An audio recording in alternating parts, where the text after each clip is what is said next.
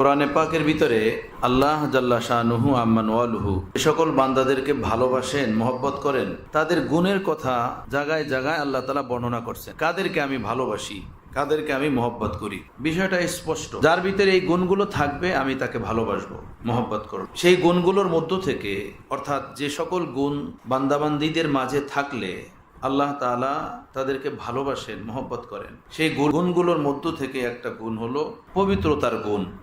পবিত্র থাকা, পাক সাফ থাকা। এই গুণ যার ভিতরে থাকবে আল্লাহ তাদেরকে ভালোবাসবেন। গুণ ছাড়া কোনো মানুষের মূল্য নাই, কোনো মানুষের কোনো দাম নাই। একজন মানুষ ডক্টর, সে ভালো ডক্টর, চিকিৎসা বিজ্ঞান সে বোঝে, তার অনেক দাম। একজন মানুষ পাইলট, তো ভালো পাইলট, তার অনেক মূল্য।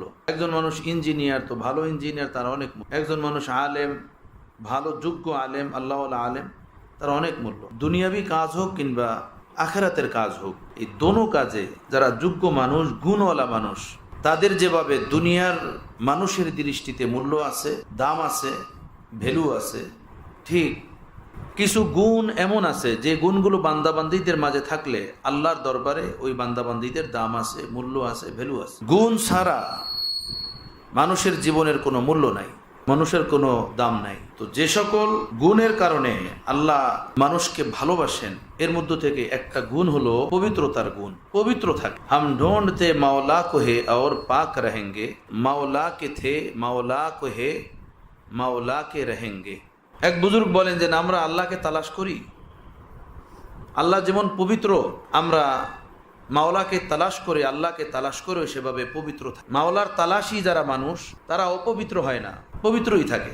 আর আল্লাহ পবিত্রতাকে ভালোবাসেন। কোরআনে পাকের ভিতরে কোথায় বলছেন যে আল্লাহ মুত্তাকিদেরকে ভালোবাসেন, যারা পরহেজগার মানুষ তাদেরকে ভালোবাসেন, মহব্বত করেন। কোথায় বলছেন যারা নেক কাজ করেন আল্লাহ তাদেরকে ভালোবাসেন, তাদেরকে মহব্বত করেন, তাদের সঙ্গে থাকেন। এই সব জিনিসগুলোর সারমর্ম একই, অর্থাৎ পবিত্র জিন্দিগি, নুরানি জিন্দিগি, সাফ সুতরা জিন্দিগি, সাফ সুতরা আমল যার ভিতরে থাকবে আল্লাহ তাকে ভালোবাসবেন, আল্লাহ তাদেরকে মহব্বত করবেন। বাসা বাড়িতে মেহমান আসে, তাদের সামনে ট্রের ভিতরে সাজায়া খানা পিনা, নাস্তা পানি পেশ করা হয়। তো মেজবান যেনারা থাকেন সর্বোপরি চেষ্টা থাকে গ্লাসটা সাফ হয়, পাক হয়, সুন্দর হয়, নাস্তাগুলো সুন্দর হয়, পরিবেশনটা সুন্দর হয়, এটা একটা চেষ্টা থাকে। এক গেলাস শরবত পানি দিলেও একটা সাফ সুতরা গেলাসে দেওয়ার চেষ্টা করে, ফিকির করে। দুনিয়ার লেভেল এটা আমরা চাই।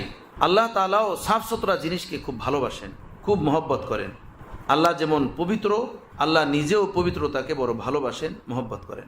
এই পবিত্রতা একটা তো হলো নাপাকি গান্দিগি থেকে পবিত্রতা অর্জন করা, ময়লা আবর্জনা থেকে, বাহ্যিক ময়লা আবর্জনা, নাজাসাতে গলিজা খফিফা থেকে পাক থাকা, এলো বাহ্যিক নাপাকি। তাহারাতুল বদন আনিল নাজাসাত, শরীরকে পাক রাখা নাজাসাতে গলিজা ও খফিফা থেকে, পাক সাফ রাখা, এটা একটা পবিত্রতা। রসুলে পাক সাল্লাল্লাহু আলাইহি ওয়াসাল্লাম যখন হিজরত করে মদিনাতে গেলেন, তো এখন যেখানে মসজিদে নববী, সেখানে পৌঁছার আগে কোবা এরিয়াতে, যেখানে মসজিদে কোবা এখনো মৌজুদ আছে, হাজী সাহেবরা সেখানে যান, নামাজ পড়েন। ওখানে এসে 14 দিন আল্লাহ নবী ছিলেন, কোনো রেওয়ায়েতে কম বেশির কথাও আছে। ওখানে অবস্থানকালী এই মসজিদে কোবা আল্লাহ নবী নিজ হাতে এর ভিত্তি রেখেছিলেন, মসজিদে কোবার। সেই মসজিদে কোবার কিছু মুসল্লি ছিলেন, তাদের পবিত্রতা ছিল বড় সুন্দর। অর্থাৎ তারা ইস্তেনদার ক্ষেত্রে ঢিলা কুলুক ব্যবহার করতেন, পরে পানিও ব্যবহার করতেন। এই রেওয়াজ সাধারণত আরবে ছিল না, মানুষের ভিতরে ছিল না। হয় ঢিলা কুলুক দিয়ে পরিষ্কার হইতেন, টিস্যু ঢিলা কুলুক ব্যবহার করতেন, অথবা শুধু পানি দিয়ে ইস্তেন্দা সারতেন। এই রেওয়াজই ছিল। তো কিন্তু কোবার মসজিদে কিছু মুসল্লি ছিলেন যারা ইস্তেন্দায় গেলে, ছোট ইস্তেন্দা হোক কিংবা বড় ইস্তেন্দা, তারা টিস্যু কুলুক ব্যবহার করতেন, এরপরে পানি দিয়েও তারা ইস্তেন্দা করতেন। তাদের এই পবিত্রতা আল্লাহ পাকের কাছে এত পছন্দ হয়েছে যে তাদের পবিত্রতার ঘোষণা দিয়ে আল্লাহ পাক পবিত্র কালামে পাকের ভিতরে আয়াত অবতীর্ণ করছেন, ফিহি রিজালুন ইউহিব্বুনা আইয়াতাতাহারু।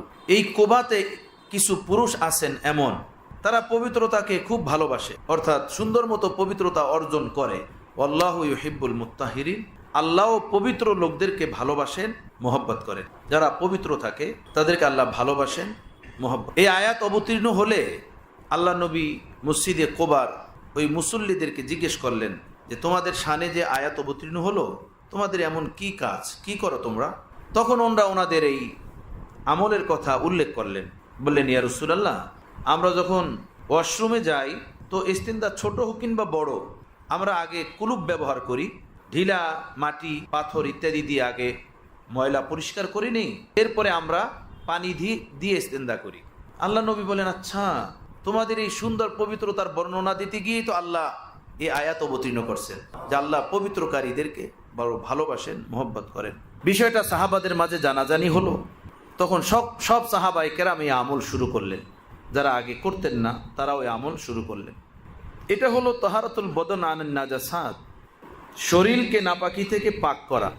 আপনারা জানেন কোরআনে পাকের এক আয়াতের ভিতরে আছে যে মুশরিকিনদেরকে আল্লাহ পাক নাপাক বলছেন, যে মুশরিকিনরা হলো নাপাক, আজকের পর থেকে কোনো মুশরিক প্রবেশ করতে পারবে না, তাদেরকে নাপাক বলছেন আল্লাহ। তাদের যে নাপাকির কথা আল্লাহ তাআলা বলছেন যে এরা অপবিত্র, নাপাক, এই নাপাক মানুষগুলো বাইতুল্লাহ শরীফে প্রবেশ করতে পারবে না। সেই নাপাকের দ্বারা উদ্দেশ্য পেশাব পায়খানার নাপাক না, ওয়াশরুমের নাপাক না, তাদের শিরিকের নাপাক, অর্থাৎ তাদের অন্তরাত্মা গান্দা, তাদের ভিতরটা ময়লা। যেহেতু তাদের ভিতর নাপাক, ভিতরে তাদের শিরিক, কুফর, নেফাক এগুলো যেহেতু নাপাক বস্তু, আল্লাহ তাআলা বলছেন ইন্নামাল মুশরিকুনা নাজাসুন, মুশরিকিনরা হলো নাপাক, অতএব তারা এই বাইতুল্লাহ শরীফের ভিতরে প্রবেশ করতে পারবে না, বাইতুল্লাহতে তাদের প্রবেশ নিষেধ, তাদেরকে নাপাক বলছেন। তো দুই আয়াতের দ্বারা কি দাঁড়ালো, যে একটা হলো বাহ্যিক দেহের পবিত্রতা, বাহ্যিক দুনিয়ার গান্দিগি থেকে, ওয়াশরুমের ময়লা থেকে, নাজাসতে গলিজা ও খফিফা থেকে, এক পবিত্রতা, দেহের পবিত্রতা। তো দেহ যদি পবিত্র শিরিকের কারণে, নেফাকের কারণে, কুফুরের কারণে এবং তাদেরকে হারামের ভিতরে প্রবেশ করতে নিষেধ করছেন, এর দ্বারা বোঝা যায় ভিতরগত একটা নাপাকি আছে। এটা বোঝা যায় না, ভিতরগত একটা নাপাকি আছে। কোন কাফেরের বাহ্যিক দেহে যদি নাপাকি না থাকে তাহলে বিষয়টা এমন না যে সে হারাম শরীফে প্রবেশ করতে পারবে, সে তো ক্লিন, কোনো গন্ধ দুর্গন্ধ তার দেহে নাই। তো এর মানে এটা না এখন সে বাইতুল্লাহ প্রবেশ করতে পারবে। কাফের যে বাইতুল্লাহ প্রবেশ করতে পারবে না, এটা বাহ্যিক নাপাকির কারণে না, ভিতরগত নাপাকির কারণে, অভ্যন্তরীণ নাপাকির কারণে। তো এর দ্বারা কি বোঝা গেল, একটা হলো বহিরাগত নাপাকি আর একটা হলো ভিতরগত। বহিরাগত নাপাকি থেকে যারা পাক থাকে না তারা নামাজে ঢুকতে পারে না, তারা নামাজে দাঁড়াতে পারে না, নামাজের ভিতর ঢুকতে পারে না। আর যদি অভ্যন্তরীণ নাপাকি থাকে তো তাদেরকে আল্লাহ পাক বাইতুল্লাহ ঢুকতে মানা করছে। তো বাইতুল্লাহ তো মুসলমানের কিবলা, বাইতুল্লাহর দিকে ফিরে তো মানুষ নামাজ পড়ে, আর নামাজের ভিতরে বাইতুল্লাহর থেকে নূর নেয়, বাইতুল্লাহর নূর সে অন্তরের ভিতরে অর্জন করে, কারণ আল্লাহ পাক নূর অবতীর্ণ করেন খানায় কাবার উপরে। সেই নূর নামাজের মাধ্যমে মুসলমান 24 ঘন্টা তার অন্তরে বাইতুল্লাহ থেকে ম্যাগনেটের মতো টানতে থাকে। ম্যাগনেট যেভাবে লোহাকে টানে, ঠিক মুমিন নামাজের মাধ্যমে বাইতুল্লাহর উপরে যে প্রতিদিন আল্লাহ পাক অসংখ্য অগণিত রহমত অবতীর্ণ করেন, সেই রহমত, সেই নূর, সেই বরকতগুলো নামাজের মাধ্যমে বাইতুল্লাহ থেকে মুমিন টানতে থাকে। তো বাহ্যিক পবিত্রতা না থাকলে নামাজে ঢোকা যায় না, আর অভ্যন্তরীণ পবিত্রতা না থাকলে বাইতুল্লাহ ঢোকা যায় না, হারামে ঢোকা যায় না। কি বোঝা গেল, যে নামাজে ঢোকার জন্য বাহ্যিক পবিত্রতা দরকার, বাহ্যিক সাফাই সুতরাই পাক সাফ দরকার। নামাজে ঢোকার জন্য, নামাজের রূহ হাসিল করার জন্য অভ্যন্তরীণ পবিত্রতা দরকার। যদি গিলাজাত থাকে, নাপাকি থাকে, তো যেভাবে কাফের মুশরিকদেরকে হারামে ঢুকতে তাদের কুফর ও নেফাকের কারণে নিষেধ করা হয়েছে, যদি গিলাজাতে ডুবা থাকে, নাপাকিতে ডুবা থাকে, নাজাসাতে ডুবা থাকে, এর দ্বারা বোঝা যায় স্পষ্ট সে যদি নামাজে ঢোকে, নামাজের যে রূহ, একটা তো হলো তাহারাতুল বদন আনিন নাজাসাত, শরীরকে পাক করা, পাক রাখা বাহ্যিক নাপাকি থেকে, পেশাব পায়খানা থেকে, রক্তপুজ থেকে এবং অন্যান্য নাপাকি যেগুলো কাপড়ে কিংবা দেহে লাগলে নাপাক হয়ে যায় তার থেকে। অনেক বাসাবাড়িতে আছে ভাবে যে মাস্তুরাতরা ছোট বাচ্চাদের পেশাবের ক্ষেত্রে অনেক বেশি গাফেল থাকে। ছোট বাচ্চারা মুখ বইরা বমি করে খানা খাওয়ার পরে বা দুধ পান করানোর পরে, ফিটার খাওয়ানোর পরে, এগুলোর ব্যাপারে একদম গাফেল থাকে, মাসলা জানেও না, বোঝার চেষ্টাও করে না। কোলে নিছে বাবু, পেশাব করে দিছে, এই কাপড় চেঞ্জ করতে হবে, শরীরে লাগছে এটা ধুইতে হবে, ধুয়ে নামাজে দাঁড়াতে হবে, এই ব্যাপারে অনেক বেশি গাফেল, এটা কোনো ফিকিরই করে না। এবং সাধারণ মানুষের ভিতরে এরকমের কথার প্রচলন আছে যে বাচ্চারা যতদিন পর্যন্ত খানা খাদ্য খায় না বাহিরের, শুধু মায়ের দুধ পান করে, ততদিন বাচ্চাদের পেশাব পাক। আপনারা এটা জানেন? এই দেখেন বলতেছে, অনেকে এটা মনে করে এমন যে বাবুরা যতদিন পর্যন্ত বাহিরের খানা খাদ্য না খাবে, শুধু মায়ের দুধ পান করবে, ততদিন পর্যন্ত বাবুদের পেশাব এটা পাক। নাউযুবিল্লাহি মিন যালিক। আবার কারো ভিতরে আরেকটা বুঝ আছে, সেটা হলো যে মেয়েদের পেশাব না পাক, ছেলেদের পেশাব পাক। কথা বুঝতেছেন? কেউ এমনটা মনে করেন যে মেয়ে যদি হয় তো তার পেশাব না পাক, আর যদি হয় বাবু ছেলে তো ছেলের পেশাব পাক। এটার একটা বাহ্যিক কারণ আছে এইটা ভাবার। মেয়ে বাবুদের পেশাবে ছেলে বাবুদের পেশাবের তুলনায় দুর্গন্ধ বেশি। এই থেকে সাধারণ মানুষের ভিতরে এই ধরনেরও কথা আছে এবং অনেক এটা ভাবে ছোট্ট বাবু যদি ছেলে হয় তো তাদের পেশাব নাপাক, এটা কাপড়ে দেহে লাগলে কোনো সমস্যা নাই, এটা নিয়ে নামাজ পড়া যায়। আর যদি এটা ছেলে হয় তাহলে একদমই পাক, আর মেয়ে হইলে সমস্যা, মেয়ে হইলে পাল্টানো উচিত, এরকমেরও ভাব। এই নিয়ে বাচ্চারা মায়ের দুধ খায়, দুধ খাওয়ার পরে একদম মুখ ভরে বমি করে দেয়, অথবা ফিটার খায়, ফিটার খাওয়ার পরে একদম মুখ ভরে বমি করে দেয়, ওইটা টিস্যু দিয়ে কাপড় দিয়ে মুছে ফেলে, শরীরে লাগে কাপড়ে লাগে, ওইটা মুছে ফেলে ওইটা নিয়েই নামাজ পড়ে, ওইটা নিয়ে ইবাদত বন্দি করে, ওইটাকে পবিত্র করার কোনো জরুরত মনে করে না। এটা একদম ভুল। ছেলে হোক কিংবা মেয়ে হোক, মায়ের দুধ খাক কিংবা দুনিয়াবি কোনো খাদ্যখানা খাক, সন্তানের বয়স 1 দিন হোক কিংবা 100 দিন হোক, তার পেশাব সেভাবেই নাপাক যেভাবে তার টয়লেট নাপাক। কথা বুঝতেছেন? নাপাক। কাপড়ে লাগুক কিংবা দেহে লাগুক, এটা সম্পূর্ণ পরিষ্কার করতে হবে, এরপরে নামাজ পড়তে হবে। অনেক সময় এমন হয় বাচ্চাদেরকে কোলে নিলে কাপড়ে লাগে না, পেশাব শরীরেও লেগে যায়। কথা বুঝতেছেন? নামাজ একটা পবিত্র জিনিস, যে পবিত্রতা অর্জন ছাড়া নামাজে দাখিলই হওয়া যায় না। এই ব্যাপারে ওই দেখা তো যায় না, না না না না লাগে না। এইভাবে সাধারণ গাফলাতির দ্বারা কাপড় চেঞ্জ করে না, গেঞ্জি চেঞ্জ করে না, জামা কাপড় চেঞ্জ করা হয় না, এভাবেই নামাজ পড়া হয়। এভাবে তো নামাজ হবে না। নামাজের জন্য কাপড় দেহ পবিত্র থাকা জরুরি, এটা ফরজ। কাপড় পাক এবং শরীর পাক এটা নামাজের বহিরাগত ফরজের অন্তর্ভুক্ত। এই দুইটা যদি পাক না থাকে নামাজের ভিতরে সে ঢুকতেই পারবে না। পেশাব যাই হোক, অনেকে তো পেশাবের ব্যাপারটা বোঝেন না পাক, কিন্তু বমির ব্যাপারে অনেক বেশি অনেকে গাফেল থাকে। বমি যদি বাবুদের অল্প অল্প হয়, যেমন দুধ খেলো, সামান্য একটু বমি করে দিল, সেটা দুধ হোক কিংবা সুজি হোক কিংবা অন্য কিছু জিনিস হোক, সেটা নাপাক না। কিন্তু বাবু যদি বমি করে মুখ ভরে, এই বমি নাপাক। কাপড়ে লাগুক কিংবা দেহে লাগুক, উভয়টা পরিষ্কার করতে হবে। মুখ ভরে যদি বাবু বমি করে তাহলে এই বমি নাপাক। কাপড়ে লাগুক কিংবা দেহে লাগুক, এটা ধুইতে হবে, পরিষ্কার করতে হবে। এটা ধোয়া পরিষ্কার করা ছাড়া নামাজ পড়া যাবে না। পবিত্রতার ক্ষেত্রে গাফেল থাকা ঠিক না। অনেক সময় উজু ইস্তেন্দার ক্ষেত্রে উজু ইস্তেন্দা করে ফেলছে, পেশাবের ফোঁটা পড়ে গেল, দিলের ভিতরে অস্বসা আসে, খেয়াল আসে যে মনে হয় পেশাবের ফোঁটা পড়ে গেছে, তখন সে এটাকে কোনো পরোয়া করে না, দূর বাদ দে, কিসের পেশাব পড়ছে, পড়ে নাই, অথচ পেশাবের ফোঁটা পড়ছে। এই ধরনের ধারণা আসার পরে সেই ধারণার দিকে ভ্রুক্ষেপ না করে বাস নামাজ পড়তে থাকা, এটা একটা গাফলাতি। যদি পেশাব পড়ে থাকে তাহলে না উজু হলো না কাপড় পাক হলো, নামাজ হবে কিভাবে? যদি এই ধরনের ধারণা হয় যে আমি ওয়াশরুম থেকে আসছি, এরপরে আবার আমার পেশাবের ফোঁটা পড়ে গেছে, তাহলে এটা সুন্দর মতো চেক করে দেখা দরকার যে পেশাবের ফোঁটা বের হলো কিনা, তাই না? এটা না দেখি এভাবে নামাজের ভিতরে শরিক হয়ে যাওয়া, নামাজ পড়া, তাহলে তো নামাজ হবে না। বাস্তবভাবে পেশাবের ফোঁটা পড়ে আর নাপাক থাকে শরীর। তো একটা তো হলো শরীরকে পাক করা জহিরি নাপাকি থেকে, বাহ্যিক নাপাকি থেকে, এটা জরুরি, এটা সারা নামাজের ভিতরে প্রবেশ করা যায় না। আর একটা হলো কাপড় পাক করা নাপাকি থেকে, কাপড় পবিত্র করা। কাপড় পবিত্র করার তরিকা কি? কোনো কাপড়ে যদি নাপাকি লাগে, ওই নাপাকিটা যদি দৃশ্যমান হয়, এটা দেখা যায়, যেমন টয়লেটের ময়লা, পায়খানা, গোবর, এই ধরনের নাপাকি, তাহলে ওই নাপাকিটা দূর করার দ্বারাই কাপড়টা পাক হয়ে যাবে, পবিত্র হয়ে যাবে। এরপরে যদি ওই নাপাকির কোনো আসর, প্রভাব, রং কাপড়ে লেগেও থাকে, সমস্যা নাই, তারপরেও পাক। দৃশ্যমান ওই নাপাকিটা দূর করে দিলেই পাক হয়ে যাবে। দূর করার তরিকা কি?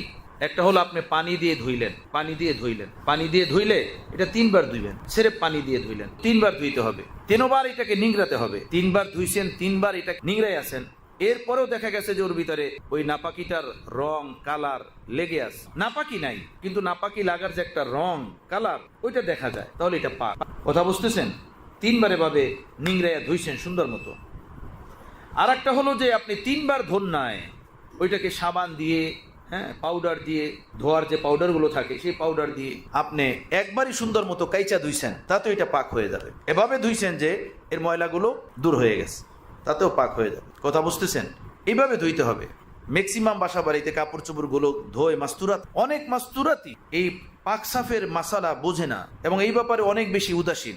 পবিত্র কাপড়, অপবিত্র কাপড়, ছেলেদের পেশাব পায়খানার কাপড় এবং নামাজ পড়ার পোশাক পরিচ্ছেদ, গেঞ্জি, জামা, এগুলো সব একসাথেই ধুইতে থাকে। আর এভাবে খেয়াল করে ধোয় না, অনেক কাম কাজ থাকে, তাড়াহুড়ার ভিতরে থাকে, এভাবেই ধুয়ে ফেলে, দেখা যায় ময়লা থেকে যায়, বা যেভাবে ধোয়ার দরকার ছিল সেইভাবে সে ধুইল না। যেমন আমি বললাম, নাপাকিটা যদি দৃশ্যমান হয় তাহলে ওইটা ধোয়ার দুই তরিকা, দৃশ্যমান হোক বা অদৃশ্যমান হোক। পেশাব লাগলো এটা দেখা যায় না, পায়খানা লাগলো এটা দেখা যায়। তো এটা ধোয়ার তো দুইটাই তরিকা। একটা হলো যে এটাকে 3 বার ধুইলো কাইসা, সাদা পানি দিয়ে ধুইলো এবং 3 বার সে নিংড়াইছে, এইভাবে নিংড়াইছে যে এরপরে আর পানি পড়ার মতো না, এভাবে 3 বার ধুইলে পাক হয়ে যাবে। আর এভাবে 3 বার ধোয় নাই, পাউডার দিয়ে সাবান দিয়ে একবারই ধুইছে সুন্দর মতো, তাতে ওইটা কি হয়ে যাবে? পাক হয়ে যাবে।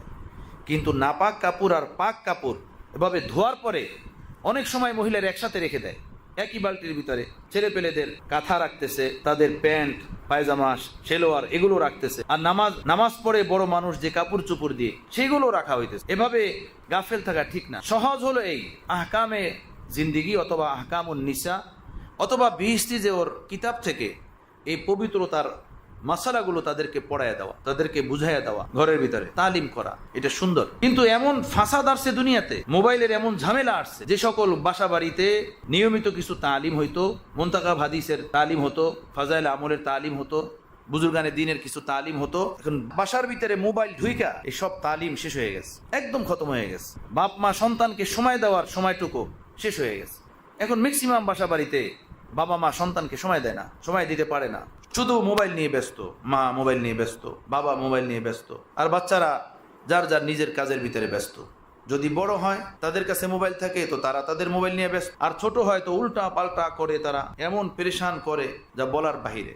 যাই হোক, তো এই বাসা বাড়িতে যেহেতু কাপড় চুপড়গুলো মাস্তুরাতরা ধোয়ে, তো মাসনা মাসাইলগুলো তাদেরকে পড়াই দেওয়া উচিত, শিখাই দেওয়া উচিত। এটা কিন্তু আমার আপনার দায়িত্ব। কথা বুঝতেছেন?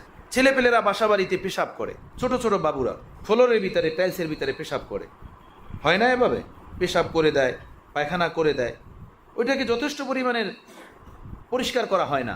ওর ভিতরেই ভিজা পাও নিয়ে পারানো হয়, ওই পাও বিছনার চাদরে পড়ে, পাপোশের ভিতরে পড়ে, ওই পাপোশ আর একজনের পায়ের ভিতরে লাগে। এভাবে নাপাকির শুধু সরাসরি হইতে থাকে। কথা বোঝেন? এটা হেতেমাম করা হয় না। দেখা যায় এভাবে নাপাকি আর নাপাকি, কাপড়ে নাপাকি, পাপোশে নাপাকি, বিছনায় নাপাকি, ফ্লোরে নাপাকি, পুরা ঘরের ভিতরে বেবরকতির। যে ঘরে নাপাকি থাকবে এভাবে, সে ঘরে বরকত আসবে না। আবু দাউদ শরীফের রেওয়ায়েতে আছে, যে ঘর নাপাক থাকে ময়লা আবর্জনার দ্বারা, পেশাব পায়খানার দ্বারা, সেই ঘর থেকে আল্লাহ তাআলা বরকত উঠাইয়ে নেন, বরকত থাকে না। বরকতের অর্থ এটা না যে ওই ঘরের রিজিক বন্ধ হয়ে যাবে, ওই ঘরের মানুষ খানা খাদ্য খাইতে পারবে না। কথা বুঝতেছেন? বরকতের এক অর্থ এটাও যে ওই ঘরে শান্তি থাকবে না। ওই ঘরে কি থাকবে না? শান্তি থাকবে না, সুকুন থাকবে না। এখন শান্তি না থাকার অনেকগুলো কারণ। বাচ্চা কাচ্চা হামেশা রোগ ব্যাধির ভিতরে পড়ে আছে, নিজেরা রোগ ব্যাধির ভিতরে পড়া, একটার পর একটা রোগ ব্যাধি লেগেই আছে। ছেলে ওঠে তো মেয়ে পড়ে, মেয়ে ওঠে তো ছেলে পড়ে, বাবা ওঠেন তো মা পড়ে, স্বামী ওঠেন তো স্ত্রী পড়ে, এভাবে লেগেই আছে। এটার একটা কারণ এটাও হতে পারে, এটাই তা বলতেছি না, এটাও হতে পারে, খুঁজে দেখা দরকার। বেবরকতি হবে, যে ঘর নাপাক থাকবে পেশাব পায়খানার ময়লা আবর্জনার দ্বারা, সে ঘরে বরকত হবে না, শান্তি আসবে না, স্বামী স্ত্রীর ভিতরে মিল মোহব্বত হবে না, ছেলে সন্তান কথাবার্তা শুনবে না। ঘর হলো নাপাক, আল্লাহর রহমত সেখানে আসে না, ফেরেশতা সেখানে গন্ধের কারণে ঢুকতে পারে না। কিছু বাড়িতে, বাসা বাড়িতে পেশাব পায়খানার কাঁথা ময়লা আবর্জনা রাখা থাকে কামরার ভিতরে, বারান্দার ভিতরে, পুরা ঘরের ভিতরে দুর্গন্ধ ছড়াইতে থাকে পুরা ঘরে। সেই কাজের বুয়া আসবে কখন? 2টা বাজে, তখন সেটা ধুইবে। বাস, কাজের বুয়া ছাড়া এটাকে কেউ হাত লাগাবে না। কথা বুঝতেছেন? এই রকমের পুরা ঘর ময়লা থাকে, দুর্গন্ধ থাকে, পেশাবের গন্ধ থাকে, এগুলো বরকতহীনতার আলামত। বরকত থাকে না এমন ঘরে, শান্তি থাকে না, রহমতের ফেরেশতা ঢোকে না। আবু দাউদের রেওয়ায়েতে আছে, যে ঘরে পেশাব জুইমা থাকে অথবা টয়লেটের ময়লা জুইমা থাকে, সে ঘরে আল্লাহ পাকের রহমতের ফেরেশতা প্রবেশ করে না। ছেলেরা পেশাব করছে পটের ভিতরে, সারা দিন রাত ওই পটের ভিতরে পইরা আছে, খাটের নিচে, সোফার নিচে, কামরার ভিতরে, এরকম হয় না? সারা দিন পড়ে আছে।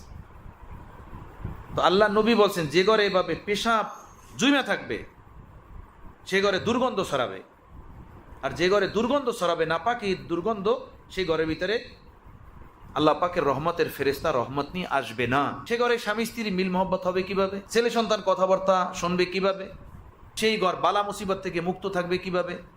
বাচ্চা কাচ্চা সুস্থ থাকবে কিভাবে? হুজুর তাবিজ আর তাবিজ। এখন যে কেউ, আমেলের বাজার বড় গরম, যাবে 10,100 টাকা, 5,041 টাকা, তাই না? সুন্দর কাহিনী। আর তারা যদি আর কিছু খুঁজে না পায় তো বলবে যে দূর থেকে জিন আসর করতেছে, আপনার বাচ্চার উপরে দূর দূর থেকে জিন আসর করতেছে। দূর থেকে জিন আসর করে কেন ভাই? কাছে আসে না কেন? তারে কে নিষেধ করছে? তারে বারণ করলো কে যে ভাই আপনি কাছে আইসেন না? সে যখন দূর থেকেই নজর করে তো সে কি ভয় পায় কাছে আসতে? যদি কাছে আসতে ভয়ই পায় তাহলে দূর থেকে দেখার দ্বারা তো কিছু হবে না। আর যদি কাছে আসতে ভয়ই না পায় তো কাছে আসে না কেন? দূর থেকে নজর করে কেন? টাকা কামানের ধান্দা এগুলো সব। প্রিয় রাসূল সাল্লাল্লাহু আলাইহি সাল্লামের উপরে ইহুদি এক নারী জাদু করছিল। সেই ইহুদি নারী জাদু করে জাদুর কাগজপত্রগুলো এক কূপের তলদেশে পাথরের নিচে গেড়ে রাখছিল। আল্লাহ নবীর শারীরিক অবস্থা চেঞ্জ হয়ে গেল। কথা বুঝতেছেন? এরপরে প্রিয় রাসূল সাল্লাল্লাহু তাআলা আলাইহি সাল্লাম স্বপ্নে দেখলেন যে দুইজন ফেরেশতা সামনে এসে মানুষের সুরতে একজন আরেকজনকে জিজ্ঞেস করতেছেন, প্রিয় রাসূলের দিকে ইঙ্গিত করে যে এই ব্যক্তির কি হয়েছে। আরেকজন ফেরেশতা বলতেছেন এনার উপরে জাদু করা হয়েছে। কে জাদু করছে? ইহুদি নারী। আচ্ছা, কোথায় জাদু করেছে? বলে উমুক কূপের ভিতরে। ওই উমুক কূপের তলদেশে পাথরের নিচে জাদুর তাবিজ কাগজপত্র রাখা আছে। কথা বুঝতেছেন? আচ্ছা, এটা প্রিয় নবী সাল্লাল্লাহু তাআলা আলাইহি সাল্লাম স্বপ্নে দেখলেন। সুবহানাল্লাহ। আল্লাহ নবী স্বপ্ন ভাঙলো। পয়গাম্বরদের স্বপ্ন তো ওহি হয়। আল্লাহ নবী সাহাবা ইকরামদেরকে নিয়ে ওই কূপের পাড়ে গেলেন, যেটা খাবের ভিতরে দেখেছেন। বললেন নামো তোমরা। নামলেন, ডুব দাও। ডুব দিলেন তো বলল দেখো নিচে পাথর রাখা আছে, পাথর উঠাও। পাথরের নিচে হাত দাও, ওখানে তাবিজ আছে, তাবিজের কাগজপত্র আছে।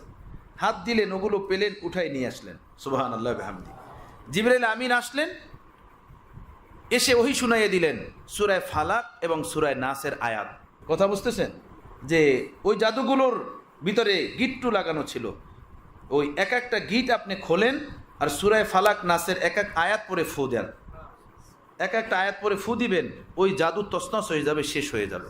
সুবহানাল্লাহ। প্রিয় রাসূলের মাধ্যমে মূলত কিয়ামত পর্যন্ত আনেওয়ালা উম্মতকে এই আমল আল্লাহ তাআলা দিতে চেয়েছেন। এরপর আল্লাহ নবী সাল্লাল্লাহু আলাইহি সাল্লাম বললেন যে যে ব্যক্তি এই আমল করবে, তিন কুলের আমল, সূরা ইখলাস, ফালাক, নাস, সকাল সন্ধ্যা, এই দুনিয়ার বুকে কোনো কালো জাদু এমন পয়দা হয় নাই, কোনো কালো বাবা এমন পয়দা হয় নাই, কোনো সেহের টোনা জাদু এমন পয়দা হয় নাই তার দেহের উপরে কেউ সেহের টোনা জাদু বান লাগাইতে পারবে। কোনো জিন্নাতের বাবা এই দুনিয়াতে এমন নাই তার দিকে নজর করে তাকাবে। মুহাদ্দিসিনরা বলছেন ইয়াকফিকা মিন কুল্লি শার। এই তিন কুলের আমল সূরা ইখলাস, ফালাক, নাস সকাল সন্ধ্যা যে করবে, আর যদি বেশি সমস্যা মনে করে তো 5 ওয়াক্ত নামাজের পরে যে করবে, ইয়াকফিকা মিন কুল্লি শার, আল্লাহ তাকে সমস্ত অনিষ্টতা থেকে হেফাজত করবেন। আমেল বাবার কাছে দৌড়ান, 10,041 টাকা দিয়ে তাবিজ আনেন, 2,045 টাকা দিয়ে তাবিজ আনেন, এ আমল করতে রাজি না, আমল করবে না। তাবিজ উঠাই রাখবে দোকানে, বাড়ির গেটে, ঘরের দুয়ারে, বাস সব ঠিক হয়ে যাবে। এভাবে কি ঠিক হয়? এরপরে যদি গিয়া বলা হয় হুজুর আপনি তাবিজ দিলেন 5 দিন ভালো ছিল, এরপরে তো আবার যেই সে শুরু হয়েছে, বলে হ্যাঁ ওরা কেটে ফেলছে তাবিজ, আপনার আবার তাবিজ দিতে হইব। কেটে ফেলে ওরা, বাপরে বাপ, কোরআনের আয়াত দিয়ে তাবিজ দিছে, সেই তাবিজ জিন্নাত কেটে ফেলছে। এত বড় সাহস, এত বড় ওদের হিম্মত। তো বাসা বাড়িতে এই বাচ্চারা কান্নাকাটি করে, এই সেই করে, উমুক তুমুক করে, চিল্লা ফাল্লা করে, আর বাপ মার দিলের ভিতরে শুধু সন্দেহ হয় এত কেন কাঁদে, কি জিনের আসর না কি কারো ক্ষতি, কি হলো এমন কেন? প্রথমত হলো এমনটা হতেই পারে, হলো কেন সেটা খোঁজা দরকার। ঘর নাপাক, রহমতের ফেরেশতা ঢুকতে পারে না, রহমত আসে না, তো এখন জিন্নাতে তো বাসা বানাবি, জিন্নাতে আসর করবি, জিন্নাতে নজর করবি। কথা বুঝতেছেন? তাহলে কি করতে হবে? করতে হবে ঘরকে পাক রাখতে হবে, সাফ রাখতে হবে, টিভির আওয়াজ না, কোরআনে পাকের তিলাওয়াতের দ্বারা ঘরকে আলোকিত করতে হবে, ঘরকে মুনাওয়ার করতে হবে। এভাবে কিভাবে ওদের এত সাহস হয় যে নামাজি, দিনদার, পরহেজগার, আল্লাহওয়ালা, জিকিরওয়ালা, ফিকিরওয়ালা, তাকওয়াওয়ালা, জান্নাতওয়ালা, তাদের উপরে সে আসর করবে, তাদের উপরে সে নজর করবে, তাদের বাচ্চা কাচ্চারাও জ্বালাইয়া পালাইয়া শেষ করে ফেলাবে। আল্লাহ আমাদের সকলকে পরীক্ষা থেকে হেফাজত ফরমান। পরীক্ষায় আল্লাহ কাউকে না ফেলান। এমন সবক আল্লাহ তাআলা দিছেন প্রিয় রসুলের মাধ্যমে, এরপরে তার কোনো কিছু দরকার হয় না। কিন্তু এগুলো সব বাদ দিয়ে আমরা শুধু দৌড়াই, এখানে সেখানে এখানে সেখানে, এই জায়গাতে সেই জায়গাতে দৌড়াইতেই থাকি। ছেলেপেলেরা কথা শোনে না, আমেলের কাছে যায়, আমেল বাস মজা, জিন্নাত নজর করতেছে দূর থেকে। কি লাগবে? 7 ঘাটের পানি লাগবে, কালো 2টা খাসি লাগবে, তাই না? এরপরে বড় বড় 2টা রাজাহাঁস লাগবে, এরপরে সিলেটের বড় বড় জাম্বুরা লাগবে, তাই না? এরপরে গাজীপুরের বড় বড় কাঁঠাল লাগবে। মানে তার পিকনিকের পুরো একটা প্যাকেজ ধরাই দেয়। কারণ আমেল বাবার জামাই এবো বাসায় আগামী সপ্তাহ শুক্রবারে, এ পুরো পিকনিকের বাজার তারে ধরাই দেয়। কত শয়তানির কোনো শেষ নাই। আর মাশাআল্লাহ মানুষ দিদারছে এগুলো দিতে রাজি। কালো খাসি নিয়ে যায় রাজা হাঁস বাজার থেকে, আবার বলে দেয় একদমে কিনতে হবে, কিন্তু দামাদামি করা যাবে না, যে দাম বলবে সেইটাই কিনে নিয়ে আসবে। কথা বুঝতেছেন? আরে ভাই, আল্লাহর দুয়ার আমরা সকলে ধরি, সব দুয়ার থেকে আল্লাহ মুক্তি দান করবেন। আল্লাহ পাকের কোরআনের আমল ধরি, আল্লাহ পাকের কোরআনের উপরে বিশ্বাস করি, এগুলো নিজেদের জীবনে আমলে আনি, ইনশাআল্লাহ তাআলা আল্লাহ তাআলা অন্য সব ঝামেলা থেকে মুক্তি দিবেন। আমার প্যারে মুর্শিদ হযরত আল্লাহ করাচি রহমতুল্লাহ আলাইহি অসুস্থ ছিলেন। তো একবার করাচির খানকাতে এই বড় বড় আমেলরা আসছেন, কয়েকজন হজরতের ভক্তবৃন্দু। তারা ওই জিন্নাতের যে বাদশাহ তাকে ডাকছেন, ডাকলে তাকে জিজ্ঞেস করছেন যে ভাই, আমাদের হজরত যে অসুস্থ, কি ব্যাপার, কোনো জাদু টাদু কিনা বা কোনো সেহের ঠের কিনা? তো জিন্নাতের বাদশাহ আবদুল্লাহ সে বলছেন যে একদমই না। মাওলানা হাকিম আখতার সাহেব, ইমানের পাওয়ার আল্লাহ এমন দান করছেন, কোনো জিন্নাত ও শয়াতিনের আসর তার উপরে হবে না। সুবহানাল্লাহ বিহামদি। এখন এখানে এটার উপরে কেউ তর্কে যায় না। আল্লাহ তাআলা কাউকে বিশেষত্ব কোনো বিষয় দিতেই পারেন, কথা বুঝেন? তর্কে যাওয়ার কোনো দরকার নাই। ওই মজলিসে আমিও ছিলাম, যেখানে এভাবে বড় বড় 17 জন মানুষ ছিলেন, তারা জিন্নাতের সেই বাদশাহ আবদুল্লাহকে ডাকছেন, সেখানে আমি উপস্থিত ছিলাম। সেখানে বলছে যে কোনো জিনের আসর মাওলানা হাকিম আখতার সাহেব দামাত বরকাতুহুমের উপরে হবে না, কোনো জিন তার উপরে আসর করতে পারবে না। কথা বুঝতেছেন?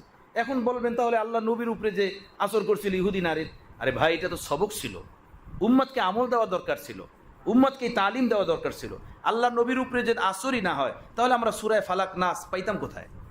তাই না? এটা তো আমরা পেতাম না। আল্লাহ নবীর উপরে আসর হয়েছে, তো আল্লাহ তাআলা এই আমাদের জন্য রাস্তা তৈরি করে দিয়েছেন। কথা বুঝতেছেন না? আল্লাহ আমাদেরকে হেফাজত ফরমান। বলার উদ্দেশ্য হলো অন্য কিছু না, এগুলো সত্ত্বেও কার উপরে হতে পারে সেটাকেও অস্বীকার করা যায় না। আল্লাহ পাক তার কুরবের বড় মাকাম দেওয়ার জন্য কোনো খাস বান্দাবান্দিকেও এই মুসিবতের ভিতরে ফেলতে পারেন, সেটাকে অস্বীকার করি না। কিন্তু আমরা যে কোরআন সুন্নাহের আমল ছেড়ে দিয়ে 24 ঘন্টা এই মনোভাব নিয়ে দৌড়াইতে থাকি আর ভাবতে থাকি কেউ জাদু করছে, কেউ টোনা করছে, কেউ জিন চালান দিছে, এই ধরনের যে ভাবনা হইতে থাকে দিলের ভিতরে, কথা বুঝতেছেন? এগুলো ঠিক না। আল্লাহর কোরআনের আমল করলে এগুলো সব দূর হয়ে যাবে, এ তো আল্লাহ তাআলা তার কোরআনে বলছেন, পীরে রসুল তার পবিত্র জবানে বলছেন। এগুলো করার পরেও এগুলো দূর হবে না কিভাবে হইতে পারে? এগুলো দূর হবে না, কেন দূর হবে না? তাহলে আল্লাহর নাউজুবিল্লাহি মিন যালিক, আল্লাহর কোরআন সম্পর্কে যে বলা হয়েছে, তাহলে এই কথাগুলোকে মিথ্যা? কখনোই না। তাহলে আমি পড়তে পারি না, আমি আমল করতে পারি না, বা আমল করার জন্য যে ঈমান কাইফিয়াত মজবুতি দরকার সেটা আমার ভিতরে নাই। হাকিমুল উম্মাহ থানবী নওয়ারাল্লাহু মারকাদাহু লিখেছেন যে কোরআন সুন্নাহের আমলগুলো এটা ক্রিয়াশীল হওয়ার জন্য দিলের অন্তরাত্মার মনোভাব জরুরি। যার মনোভাব যত গাঢ় হবে, মজবুত হবে, কোরআন সুন্নাহের আমল তার উপরে তত বেশি ক্রিয়াশীল হবে, তত বেশি কাজ করবে, তাই না? তা আমি বলি যে একটা নাপা ট্যাবলেট খায়, ভাবে যে মাথা ব্যথাটা কমে যাবে। একটা গ্যাস্ট্রিকের ট্যাবলেট খায়, ফিকির করে বাস ট্যাবলেট খেয়েছি, বাস ব্যথাটা কমবে, একদম নিশ্চিত। কিন্তু একজন মুমিন সে এই সকাল সন্ধ্যার আমল, 3 কুলের আমল, আয়াতুল কুরসির আমল, এগুলো করার পরেও সে স্থির হইতে পারে না যে আসলেই আমি সুস্থ হব বা আমার উপরে কেউ জাদুটোনা করতে পারবে না। এক বড় আলেম ছিলেন পাকিস্তানের, উনি ইন্তেকাল করছেন, হযরত মাওলানা মুফতি জারু আলী খান সাহেব।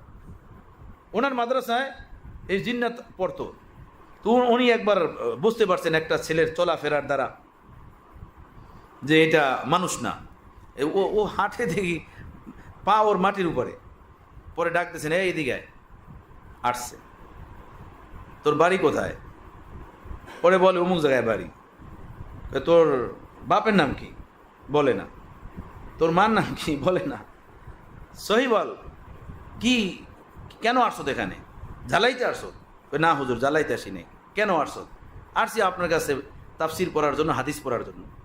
আচ্ছা, তো তোরা যে মানুষকে জ্বালাস, আমাদের মধ্যে যেটি শয়তান সেগুলোতে জ্বালায়, ভালোগুলোতে জ্বালায় না। ভালো যেগুলো সেগুলো জ্বালায় না। অনেক কথা। তো উনি যে জিজ্ঞেস করছেন, আচ্ছা বলো তো, এই জ্বালায় যে ওদের জ্বালা থেকে বাঁচার তরিকা কি? এই যে কিছু জিন্নাত যে মানুষকে জ্বালায়, কষ্ট দেয়, এটা থেকে বাঁচার তরিকা কি?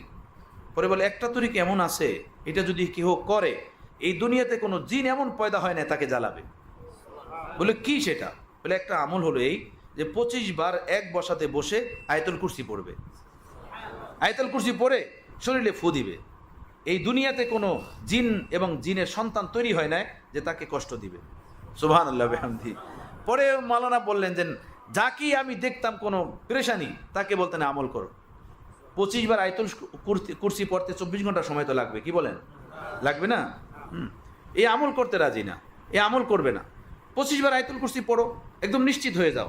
আল্লাহর কোরআনের এই আমল। উনি বলছেন, এরপরে আমি যত মানুষকে আমল দিছি, কোনো মানুষের উপরে জিন্নাত শয়াতিনের কোনো আসর ছিল না, সব ভালো হয়ে গেছে। যা কি বলতাম সে ভালো হয়ে গেছে। আল্লাহ তাআলা আমাদেরকে আমলের তৌফিক দান করেন। তো ঘরের ভিতরে মাস্তুরাতরা এভাবে পেশাব রেখে দেয়, বাচ্চাদের ময়লা রেখে দেয়, ঘরের ভিতরে দুর্গন্ধ ছড়ায়, রহমতের ফেরেশতা আসে না। রহমতের ফেরেশতা না আসলে তো জিন্নাত বাসা বানাবে, ওখানে বরকত থাকবে না, শান্তি থাকবে না, ছেলে পেলে অসুস্থ হয়ে পড়বে, কান্নাকাটি করবে। এগুলো থেকে বাঁচা দরকার, বুঝাচ্ছে না? আর এই পাকি না পাকির মাসালাগুলো প্রতিটা ঘরে সুরতদেরকে তালিম দেওয়া দরকার। আরে ভাই, সারাটা দিন ফেসবুক, সারাটা দিন সিরিয়াল দেখে, সিরিয়াল দইরা, কথা বুঝতেছে? সিরিয়াল দেখে, সিরিয়াল দইরা, সারা দিন টিভি চলে। কি আযাব আসছে দুনিয়াতে, আযাব আসছে দুনিয়ার ভিতরে, আযাব এসে গেছে। আমরা ফিকির করি, নিয়ত করি, চেষ্টা করি। দেখেন, এটা দায়িত্ব আমাদের যে তাদেরকে পাক পবিত্রতার বিষয়গুলো শিক্ষা দেওয়া। কথা বুঝতেছেন? আল্লাহ আমলের তৌফিক দান করে। তো ভাই, একটা তো হলো দেহকে পবিত্র করা নাপাকি থেকে, আর একটা হলো কাপড়কে পবিত্র করা নাপাকি থেকে, ময়লা আবর্জনা থেকে। নামাজের জন্য এই দুটোটা জরুরি। আর একটা পবিত্রতা হলো অঙ্গ প্রত্যঙ্গকে পবিত্র করা গুনাহ থেকে। অঙ্গ প্রত্যঙ্গকে পবিত্র করা গুনাহ থেকে, হাতকে, জবানকে, চক্ষুকে, কানকে, জহিরি অঙ্গ প্রত্যঙ্গগুলোকে গুনাহ থেকে পবিত্র করা। এটাও নামাজের জন্য জরুরি। নামাজের বারাকাত, আনোয়ারাত, নামাজের মারেফাত, তাজাল্লিয়াত অর্জনের জন্য, পাওয়ার জন্য এই পবিত্রতাও জরুরি। বুঝতেছেন? আর আসল হাকিকত হলো এই যে নামাজের নূর ও বারাকাত পাওয়ার জন্য শুধু কাপড় আর দেহের পবিত্রতা আদৌ যথেষ্ট না। কাপড় দেহের পবিত্রতার সাথে সাথে অঙ্গ প্রত্যঙ্গের পবিত্রতা, এটাও জরুরি। এটা জরুরি, অঙ্গ প্রত্যঙ্গের পবিত্রতা। এজন্য অঙ্গ প্রত্যঙ্গ দিয়ে কোনো গুনাহ না হইতে পারে, অঙ্গ প্রত্যঙ্গ কোনো পাপের ভিতরে লিপ্ত না থাকে। আল্লাহ আমাদেরকে তওবা নসিব করেন। বুজুর্গান আউলিয়ায়ে কেরাম বলেন, আর একটা পবিত্রতা হলো জেহেনের পবিত্রতা। জেহেন বলে, ভাই অনেক টেনশনে। বলে কেন? বলে ব্যবসায় লস হয়ে গেছে, জেহেনের ভিতরে টেনশন। বোঝা গেল জেহেন অনেক জিনিস নেয়, ভালো জিনিস নেয়, মন্দ জিনিসও নেয়। জেহেনের ভিতরে যেভাবে নুরানি খেয়াল থাকে, জেহেনের ভিতরে গান্দা খেয়ালও আসে, গুনাহের খেয়ালও আসে, গুনাহের স্কিম প্ল্যানিংও আসে। জেহেনকে, ব্রেনকে গান্দিগি থেকে পাক করা, গান্দা জিনিস থেকে জেহেনটাকে পবিত্র রাখা, গান্দা জিনিস বের করে দেওয়া। আরেকটা পবিত্র হলো রুহের পবিত্রতা, অন্তরাত্মার পবিত্রতা। এই দিলের ভিতরে গান্দা জিনিস না থাকে, গান্দা জিনিসের খেয়াল, ধ্যান, ফিকির, প্ল্যানিং, স্কিম, গেম না থাকে। যেভাবে আমাদের অন্তরাত্মা 24 ঘন্টাই আল্লাহ ইল্লা মাশা আল্লাহ, আল্লাহ রহম করেন যে গুনাহের খেয়ালাতের দ্বারা ডুবা আর ডুবা, গুনাহের ঝড় তুফান অন্তরের ভিতরে 24 ঘন্টা চলতে আছে বিরাজমান, 24 ঘন্টা। চোখ নাপাক, সারাদিন ইন্টারনেট এবং নাপাকের ভিতরে লিপ্ত, আর ওই সব কল্পনা তার অন্তরাত্মার ভিতরে বিরাজমান। এইটাকে পাক করা, এই দিলটাকে পাক করা। আমার প্যারে মুর্শিদ রহমতুল্লাহ আলাইহি বলছেন যে নজরকে পাক করবে, দিলকে পাক করবে, এরপরে সে আল্লাহর ওলি যদি না হয় তো কিয়ামতের দিন আমার কলারে ধরে যেন আমাকে জিজ্ঞেস করে যে আমি 2টা আমল করছিলাম দুনিয়াতে, নজর পাক রাখছি, দিল পাক রাখছি, এরপরে আমি আল্লাহর মোহাব্বত পাই নাই, আল্লাহর দুস্তি পাই নাই। হযরত বলেন আমি গ্যারান্টির সাথে বলতে পারি যে নজর পাক রাখবে, দিল সাফ রাখবে, পাক রাখবে, পবিত্র রাখবে, অবশ্যই সে আল্লাহর দুস্তি ও নৈকুট্য পেয়ে দুনিয়া থেকে বিদায় নেবে, আল্লাহর ওলি হয়ে যাবে। আল্লাহর ওলি হয়ে বেপর্দা হাসি নু সে হওয়া তং জমানা, बेपर्दा हंसी न्यू से हुआ तंग जमाना, आंखों ने शुरू कर दिया अब दिल को सताना, आंखों ने शुरू कर दिया अब दिल को सताना। হযরত বলেন যে বেপর্দা নারীদের দ্বারা মুমিনদের জন্য, আল্লাহওয়ালাদের জন্য, জান্নাতি মানুষের জন্য দুনিয়া সংকীর্ণ হয়ে গেছে। বেপর্দা নারীদের কারণে মুমিনদের জন্য দুনিয়া সংকীর্ণ হয়ে গেছে। आंखों ने शुरू कर दिया अब दिल को सताना, এখন চক্ষু দিলকে কষ্ট দেওয়া শুরু করতেছে। চোখে দেখে আর দিলের ভিতরে শুধু যন্ত্রণা তৈরি হয়, শুধু ব্যথা তৈরি হয়, শুধু কষ্ট তৈরি হয়। হ্যাঁ, আল্লাহ তাআলা আমাদেরকে হেফাজত দান করেন, পবিত্রতা দান করেন। চোখ অনেক বড় একটা বড় নেয়ামত, অনেক বড় নেয়ামত, আল্লাহর কুরব ও মহব্বতের দৌলত অর্জনের নেয়ামত এই চক্ষু। এটাকে আল্লাহ নাফরমানির ভিতরে আমরা ব্যয় না করি, আল্লাহ নাফরমানির ভিতরে এটাকে না লাগাই। চোখের পবিত্রতা আল্লাহ আমাদের সকলকে নসিব করে দেন। কোরআনে পাকের ভিতরে আল্লাহ চোখের হেফাজতের কথা বলছেন। চোখের হেফাজতের কথা বলতে গিয়ে বলছেন এই আমল যে করবে সে আত্মশুদ্ধির শ্রেষ্ঠ মাকাম পেয়ে যাবে এই আমলের বরকতে। জালিকা আজকা লাকুম, জালিকা আজকা লাকুম, এই চোখের হেফাজতের আমল তাদেরকে আত্মশুদ্ধির শ্রেষ্ঠ স্তরে পৌঁছে দিবে। আগে বলছেন ইন্নাল্লাহ খাবীরুম বিমা ইয়াসনাউন, তোমরা চোখ দিয়ে যা করো, চোখ ঘুরিয়ে ফিরিয়ে যা করো, শোনো সেই সম্পর্কে আল্লাহ কিন্তু বাখবর, আল্লাহ জানেন। তোমাদের চোখের হরকত, তোমাদের চোখের অপব্যবহার, সেই সম্পর্কে আল্লাহ খুব এলেম রাখেন, খুব জানেন। ভাইয়েরা, হযরত রহমতুল্লাহ আলাইহি বলতেন হালুয়ায় ইমানই বন্টন হইতেছে, ইমানের হালুয়া বন্টন হইতেছে। নাও যে যতটুকু নিতে পারো।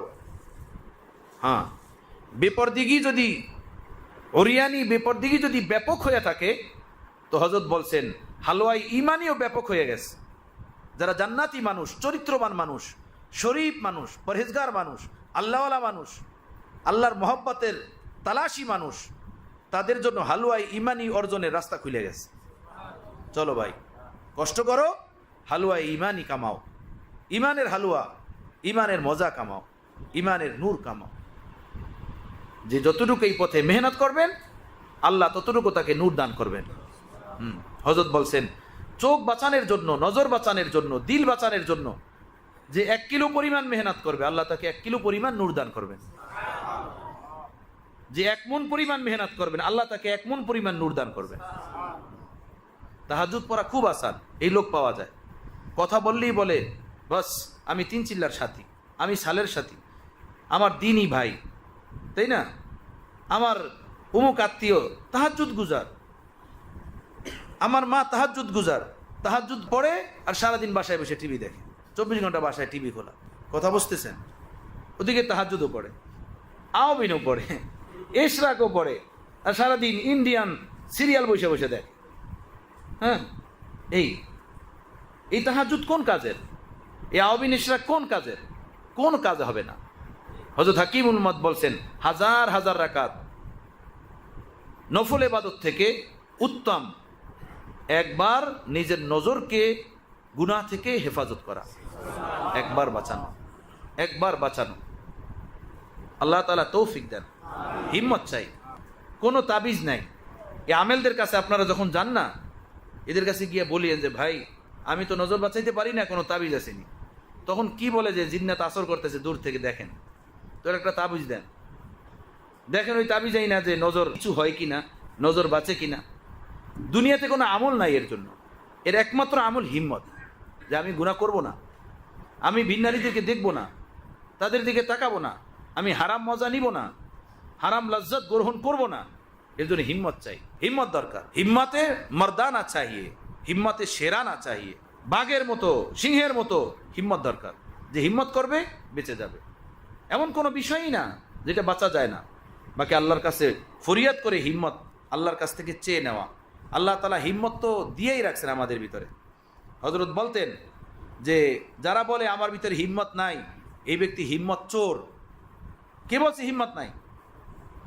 এই ব্যক্তিকে যদি কোনো মানুষ বলে, এই আপনি নাকি শুনছি অনেক নজরবাজ, অনেক নজরবাজ, কোনো মানুষকে, কোনো রাস্তার মেয়ে ছেলেকে আপনি ছাড়েন না, এ আমার মেয়ে তাকান, এই যে হাতে পিস্তল নিয়ে তাকে বলে যে তাকান আমার মেয়ের দিকে, একদম গুলি কপালের উপরে মেরে দেব, তাকান।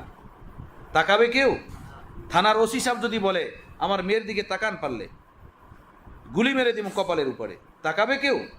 তখন হিম্মত কোত্থেকে আসলো? বুঝা গেল হিম্মত ভিতরে আছে, হিম্মত চোর।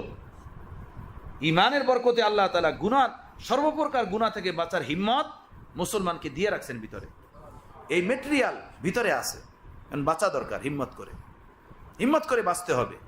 যে হিম্মত করবে সেই বাঁচতে পারবে। হিম্মত ছাড়া আর কোনো আমল নাই। আল্লাহর কাছে চাইতে থাকা যে হে আল্লাহ, আপনি যে ভিতরে হিম্মত দিছেন, সেই হিম্মত যেন আমি ব্যবহার করতে পারি। আমি যেন লুমরি, লুমরি উর্দুতে বলা হয় শিয়ালকে, শিয়ালের চরিত্র না হয়, জিন্দাটাও খাই মুর্দাটাও খাই, ওই চরিত্র আমার ভিতরে না থাকে। কথা বুঝতেছেন?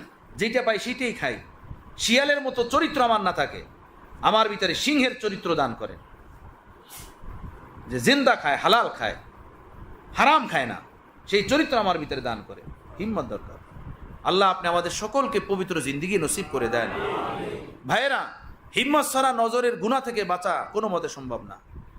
জগতে আমরা এখন বসবাস করতেছি, ইন্টারনেটের গান্দা জগৎ। আল্লাহ আমাদের উপরে রহম করেন, ফ্যামিলির উপরে রহম করেন, আমাদের জিন্দেগির উপরে রহম করেন। লান আল্লাহু নাযিরা ওয়াল মনজুরা ইলাই, কুদৃষ্টি করনেওয়ালা পুরুষ, কুদৃষ্টি যে নারীরা করার সুযোগ দেয়, উভয়ের উপরে আল্লাহ পাকের লানত, অভিশাপ। আল্লাহ লানত যার উপরে পড়ে, সে আল্লাহর রহমত থেকে দূরে সরে যায়। ঘাটে ঘাটে বিপদ দেখবে, ঘাটে ঘাটে মুসিবত দেখবে, কোনো কাজে তার সফলতা আসবে না, কোনো কাজে কামিয়াবি দেখবে না। আল্লাহ আমাদেরকে হেফাজত ফরমান। ভাইয়েরা, দোয়া কবুল হবে না, নামাজের তাকবীরুল্লাহ ছুটে যাবে, কোনো কাজে মন লাগবে না, দিলের রোগে আক্রান্ত হয়ে যাবে, শরীরের অঙ্গ প্রত্যঙ্গ কমজোর হয়ে যাবে, ব্লাড প্রেশার হাই হয়ে যাবে, হার্ট কমজোর হয়ে যাবে। এই কুদৃষ্টি, এই নেট জগতের নাপাকি, এর ভিতরে যে পড়বে আর এর থেকে তওবা করবে না, সে এই ক্ষতির ভিতরে পড়ে যাবে। আমার প্যারে মুর্শিদের কিতাব আছে বদনজরিকে 14 নোকসানাত, যে কুদৃষ্টি করবে তার 14টা ক্ষতি হবে দুনিয়াতে। এ নজর শুধু নজরই না, হারাম মজা নিয়ে কিছুক্ষণ দেখা, এরপরে শুধু জ্বলা আর জ্বলা। আল্লাহু আকবার, আল্লাহু আকবার। হযরত সুলাইমান বিন ইয়াসার রহমতুল্লাহ আলাই এক বড় মুহাদ্দিস ছিলেন, আল্লাহর ওলি ছিলেন। হজের জন্য বের হয়েছেন বোখারা সমরকান্দি এলাকা থেকে, হজে যাবেন। সাথে ছিল নিজের এক শাগরেদ ছাত্র।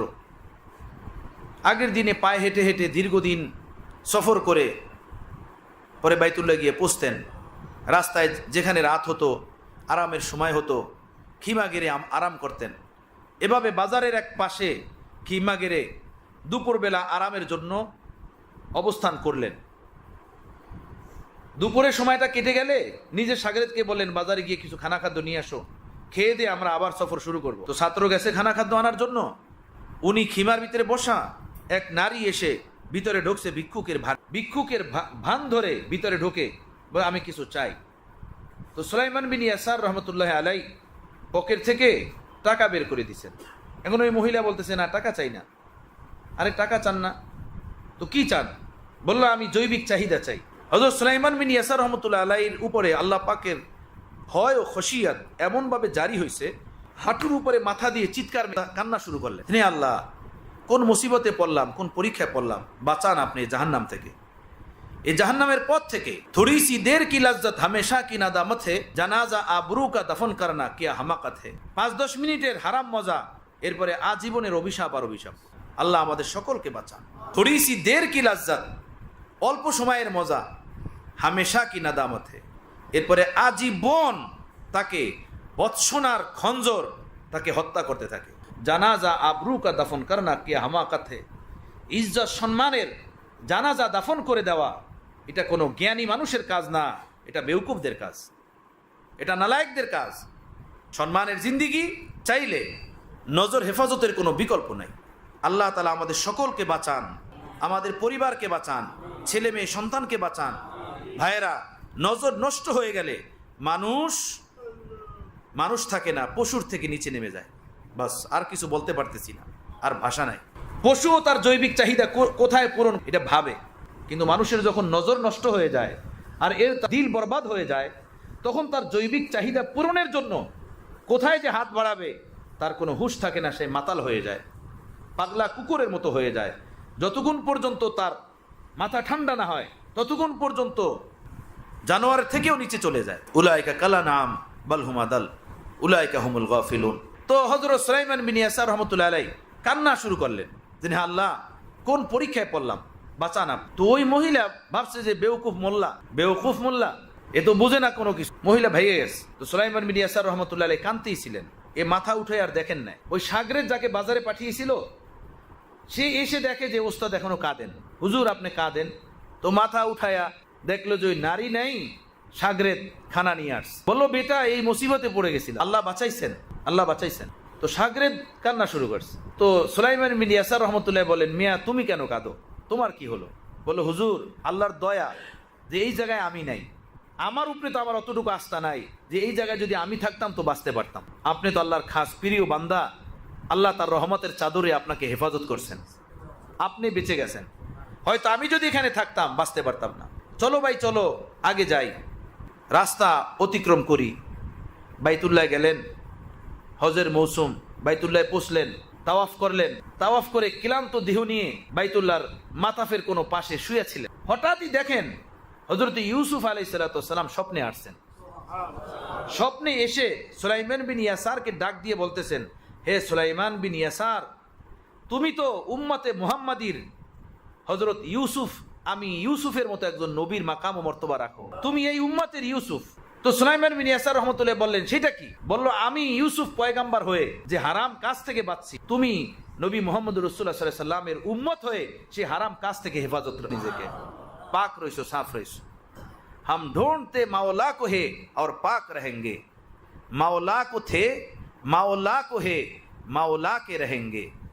আল্লাহকে তালাশ করি, পাক থাকবো। আল্লাহর ছিলাম, আল্লাহর আছি, আল্লাহর হয়েই জীবনযাপন করব। কি সুন্দর কবিতা, সুবহানাল্লাহ বিহামদি। পাক থাকো, পাক নাপাকি থেকে আল্লাহ আমাদের সকলকে হেফাজত ফরমান। দারুল উলুম দেওবন্দের এক তলেব ইলমের ঘটনা আছে, হুসুলে ইলম কে আদাব। এই কিতাবের ভিতরে ঘটনা আমি আমার ছাত্র জমানাতে পড়ছিলাম, পাকিস্তানে লাইব্রেরিতে এই কিতাবটা দেখেছিলাম। সেখানে এই ঘটনা, হুসুলে ইলম কে আদাব, ইলমে দ্বীন অর্জন করার সে আদবসমূহ কি, সেই রাস্তা কি, সেই কিতাবের ভিতরে ঘটনা উল্লেখ আছে যে এক তলেব ইলম দারুল উলুম দেওবন্দের আশপাশের কোনো বাড়িতে লজিং, ওখান থেকে খানা খেয়ে মাদ্রাসায় এসে লেখাপড়া করতেন। লম্বা ঘটনা, সারসংক্ষেপ হলো, আসা যাওয়ার পথে কোনো গলত মেয়ে তার উপরে নজর করছে, তাকে একবার গুনাহের চাহিদার দিকে ডাকছে। প্রথমে পানি পড়ার ভান ধরে তাকে বাসায় নিছে। চাহিদা পূরণের কথা বললে সে রাজি হয় নাই, যে না এটা তো করা যাবে না। সে পরে বলছে, আচ্ছা আমার না ওয়াশরুমের চাপ হয়েছে, ওয়াশরুমের চাপ।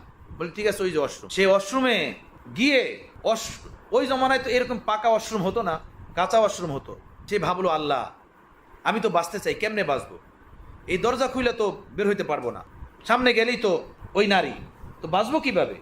সে ওয়াশরুমের নিচে দিয়ে বের হয়েছে, ওয়াশরুমের টাঙ্কির ভিতর দিয়ে, টাঙ্কির ময়লা সয়লা দিয়ে আবর্জনা একদম তলায় গেছে। এইটা নিয়ে পাশের এক পুকুরে গিয়ে সুন্দর মতো গোসল করে হুজুর পড়াইতেছিলেন, উনি গিয়ে পিছনে বসছে। পিছনে বসলে হুজুর ক্লাস বন্ধ করে বললেন, এই কে এত দামি আতর লাগাইছে রে? মেশকম্বর কে লাগাইছে? এত দামি ঘ্রাণ কার গার থেকে আসছে? কে আসছো এখন ক্লাস? কে? এতক্ষণ এই ঘ্রাণ আসে নাই, এখন কেন এত ঘ্রাণ? তখন ও দাঁড়াইছে, কি লাগাইছো, করতে আসছো? হুজুর কিছুই লাগাই নেই। কিছুই লাগাও নাই মানে? ঘ্রাণে পুরা মাতাল হয়ে যাইতেছি। এত ঘ্রাণ কেন? চোখের পানি ছেড়ে দেয়, চোখের পানি ছেড়ে দিয়ে বলেন, হুজুর এই ঘটনা তোমার ইমানের ভিতরে এমন খুশবু পয়দা করে দিছেন যে খুশবুতে, যে ঘ্রাণে আমরা সকলে মাতাল হয়ে যাইতেছি। আল্লাহর এই রাস্তায় যে যতটুকু পাক থাকার জন্য মেহনত করবেন, আল্লাহ ততটুকুই ইমানের নূর, ইমানের খুশবু দান করবেন। ভাইরা, বহুতই গান্দা রাস্তা। ওয়ালা তাকরাবুজ জিনা ইন্নাহু কানা ফাহিশাতাও ওয়া মাকতাও ওয়া সাআ সাবিলা। আল্লাহ কোরআনে পাকের ভিতরে বলছেন, ওর কাছেও যায়ও না, এটা বড় গান্দা রাস্তা, বড় অপবিত্র রাস্তা, ওদিকে তাকাইওই না, এই রাস্তার দিকে হাইটোই না, তার নিকটেই যেও না, ওর দিকে নিবে তোমাকে চক্ষু। এজন্য আল্লাহ তাআলা বললেন, কুল্লিল মুমিনিনা ইয়াগুযু মিন আবসারিহিম, চোখের হেফাজত করো, চোখ দিয়ে দেখো না, চোখের হেফাজত করো। চোখের হেফাজত এটা ফরজ আমল। নামাজ রোজা যেভাবে করা জরুরি এবং না করলে গুনাহ হবে, চোখের হেফাজত না করলে গুনাহ হবে, কবিরা গুনাহ হবে।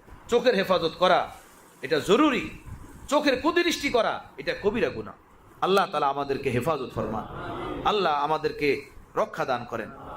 আমাদের ওস্তাদ শাইখুল ইসলাম হযরত মুফতি তাকি উসমানী দামাত বারকাতুহু হযরত বলতেন, এই স্মার্ট মোবাইল না, এটা স্মার্ট মিসাইল। ইরান ইসরায়েল যে যুদ্ধ হলো, তো মিসাইল এক একটা মারছে 2 কিলোমিটার দূর থেকে মিসাইল মারে, কথা বুঝতেছেন? সেই মিসাইল গিয়ে পড়ে।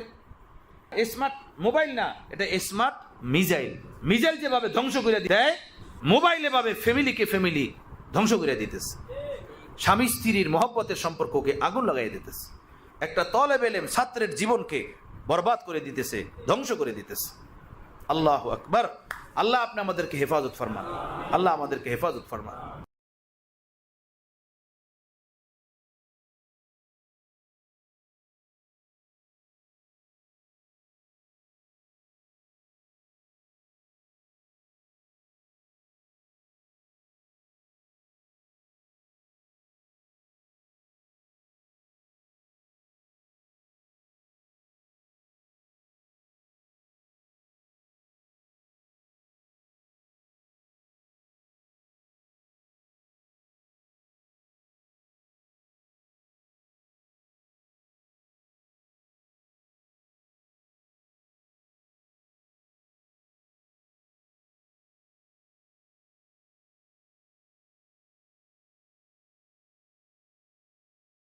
দিলেরও একটা পবিত্রতা আছে, সেটা বলতেছিলাম। দিল গান্দা হয় চোখ গান্দা হওয়ার দ্বারা, নজর গান্দা হওয়ার দ্বারা। নজর গান্দা তো দিল গান্দা, নজর সাফ তো দিল সাফ, নজর পাক তো দিল পাক। এই পবিত্রতা নিয়ে আল্লাহর দুয়ারে হাজির হতে হয়। শুধু দৈহিক পবিত্রতা না, কাফুরের পবিত্রতা না। হ্যাঁ, দৈহিক পবিত্রতা থাকবে 1 নম্বরে, 2 নম্বর কাপুরের পবিত্রতা থাকবে, 3 নম্বর অঙ্গ প্রত্যঙ্গের পবিত্রতা থাকবে। হাত পাক, জবান পাক, চক্ষু পাক, কান পাক। সারাদিন বসে বসে শুনতে থাকে বিভিন্ন রকমের, তো কান না পাক। কান পাক হইল কিভাবে? গীবত শিকায়েত শোনে, গীবত শিকায়েত করে, এর ভিতরে খুব মজা পায়। পরনিন্দা, অপরের আলোচনা, এগুলোর ভিতরে লিপ্ত থাকে। আর মাস্তুরাতের ভিতরে এই রোগ ব্যাপক, তারা খুব মজা পায়।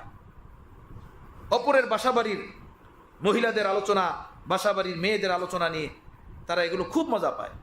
আল্লাহ তাআলা হেফাজত ফরমান। এর দ্বারা কান নাপাক হয়ে যায়, দিল নাপাক হয়ে যায়।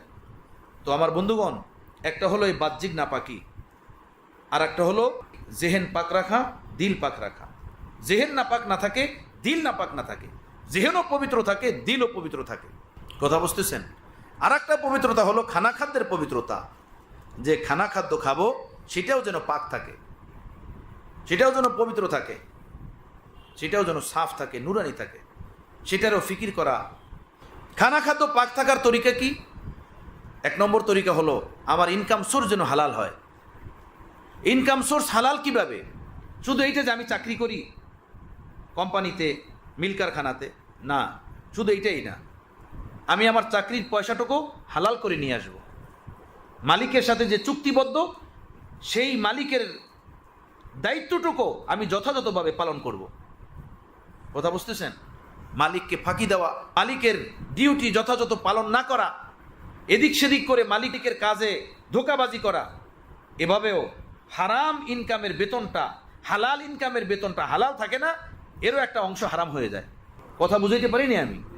মালিকের সাথে ওয়াদা যে আপনি 12 ঘন্টা ডিউটি করবেন, কিন্তু ফাঁকিবাজি, কেউ ফাঁকিবাজি করলো, সে 10 ঘন্টা ডিউটি করে, 2 ঘন্টা ফাঁকিবাজি করে, তো 2 ঘন্টার বেতন তার জন্য হালাল না।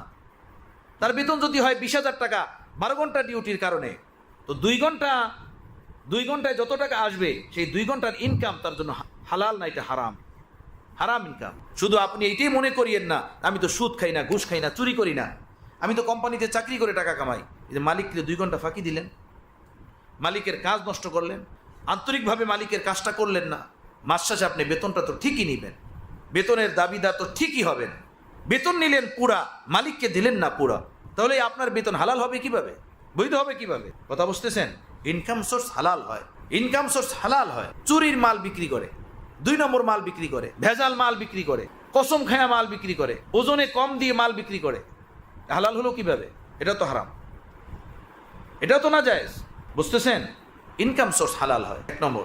2 নম্বর হলো ইনকাম সোর্স যেটা হালাল হবে, এই হালাল ইনকাম সোর্স থেকে যে জিনিসগুলো আমি কিনবো আমার জরুরতের জন্য, আমার ফ্যামিলির জরুরতের জন্য, সেই জিনিসগুলো হালাল হয়, সেই খানা খাদ্যগুলো হালাল হয়। হালাল ইনকাম সোর্সের টাকা দিয়ে হারাম খানা খাদ্য কিনা যাবে না, হারাম বস্তু ক্রয় করে খাওয়া যাবে না। চুরির মাল কেনা নিষেধ কেন?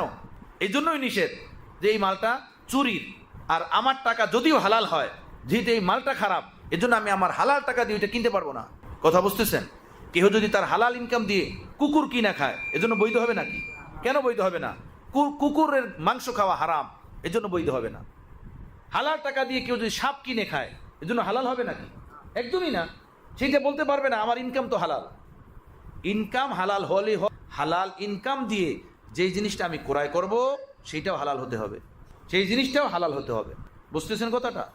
সেটারও খেয়াল রাখ। বর্তমানে বাজারে বহু জিনিস পাওয়া যায়, কলিজা বিক্রি করতেছে বিভিন্ন জায়গাতে বসে, কিসের কলিজা কেউ জানে না, জিজ্ঞেস করলে বলবে খাসির কলিজা। কোন জায়গাতে আনছেন এত খাসির কলিজা? এই অমুক জায়গাতে আনছে। এটা খাসির কলিজা না শুয়ারের কলিজা না কুকুরের কলিজা, আপনি কিভাবে জানবেন? কিভাবে জানবেন এটা? এক জায়গাতে দেখলি আর সস্তা পেলি কিনতে হয়। এই খ্রিস্টানরা, এই ইহুদ নাসারারা হারাম খাওয়ানোর জন্য কত রকমের ষড়যন্ত্র করতেছে।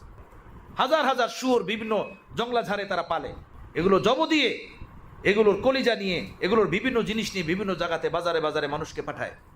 মাছ তো জব দিতে হয় না, কিন্তু প্রাণীকুলের এই সকল জিনিস, গোস্ত আছে, মাংস আছে, সেগুলো জবাই দিতে হয়, সেগুলো হালাল হতে হয়। বানায় নিয়ে আসছে গোস্ত, এটা খাসির না কুকুরের, কিভাবে বুঝবেন? এটা দেখলেই কিনতে হবে।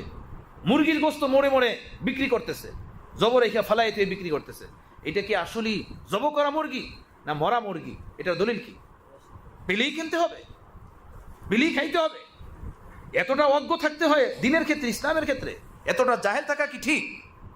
মুরগি কাইটা ঝুলাই রাখছে, এটা যদি মরা মুরগি হয়, ও কি বলবে আপনাকে যে এটা মরা মুরগি?